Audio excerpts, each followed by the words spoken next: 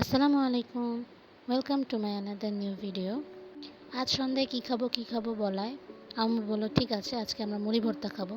So আমরা বাইরে গিয়ে পেঁয়াজু, আলুর চপ, বেগুনি, বুট এগুলো কিনে নিয়ে আসলাম। এছাড়াও একটু ভাজা পোড়া খেতে ইচ্ছে করছিল, তাই আমরা বারণ করলাম না। কিনে নিয়ে আসার পরে আম্মু সবগুলো একে একে বের করছিল। আম্মু পেঁয়াজ কুচি করে আর শসা কুচি করে আগেই রেখে দিয়েছিল। দেন সবাই গোল মিটিং হয়ে বসলাম আর তর সইছে না। আম্মু বসে বসে সব কিছু একে একে দিয়ে তারপর মাখানো শুরু করেছে। এই যে দেখছেন আমাকে তর সইতেছে না, তাই নিয়ে আগে একটা বুট খাইলাম। যেহেতু আমাদের ঘরে একটা পিচ্চি সদস্য আছে, যার কারণে একদমই মরিচ দেওয়া যায় না কোনো কিছুতে। ও শর্ত দিয়েছে যদি মরিচ দাও তাহলে খাবো না, এর জন্য আম্মু আর মরিচ দিল না। আম্মু মুড়ি মাখাচ্ছিল আর আমরা সবাই গোল মিটিং হয়ে বসেছিলাম। হঠাৎই আমার রমজান মাসের কথা মনে পড়ে গেল। ঠিক এভাবেই আমরা একসাথে রমজান মাসে গোল হয়ে বসে থাকি, আম্মু অথবা আব্বু যে কোনো একজন। তো বেশিরভাগ সময় আমার বাবাই মুড়ি মাখায়।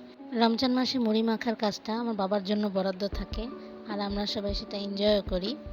বাবার হাতে মুড়ি মাখাটা খেতে খুবই ভালো লাগে। মানে এই যে একটা আত্মতৃপ্তির ব্যাপার আছে না। রমজান মাসে যে যেখানেই থাক, ইফতারের সময় সবাই একসাথে থাকবেই।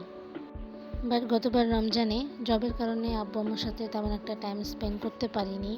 খুবই খারাপ লাগে ভাবলে। একদম ছোট থেকে চলে আসা নিয়মটা এখন ধীরে ধীরে চেঞ্জ হয়ে যাচ্ছে। কথা বলতে বলতে আমাদের মুড়ি রেডি না হতে হতেই আমরা ঝাঁপিয়ে পড়লাম মুড়ির উপর।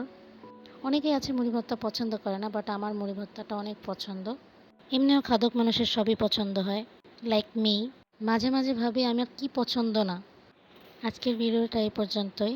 সবার সাথে দেখা হবে পরবর্তী ভিডিওতে। আল্লাহ হাফেজ।